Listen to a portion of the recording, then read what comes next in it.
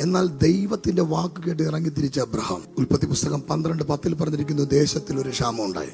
ദേശത്ത് ക്ഷാമം ഉണ്ടായി. ദേശത്തിലെ ക്ഷാമം കഠിനമായപ്പോണ്ട് അബ്രഹാം എങ്ങോട്ട് പോയി? അതിന്റെ അർത്ഥം ദേശത്തിലെ ക്ഷാമം നിന്നെ ഓട്ടിക്കരുത്. കമ്പനിയുടെ ക്ഷാമം നിന്നെ ഓട്ടിക്കരുത്. കമ്പനി ആശ്രയിച്ചല്ല നീ നിൽക്കുന്നത്. Nothing will define who you are.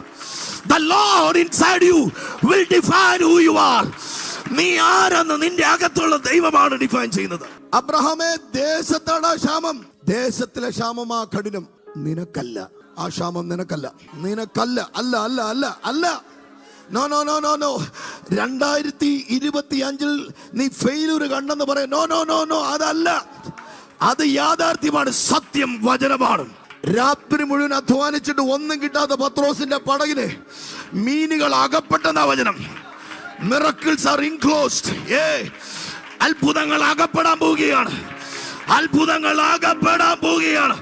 യേശുവിന്റെ അധികാരമുള്ള നാമത്തിൽ വചനം ചുമക്കുന്നവന് അത്ഭുതങ്ങൾ അകപ്പെടും.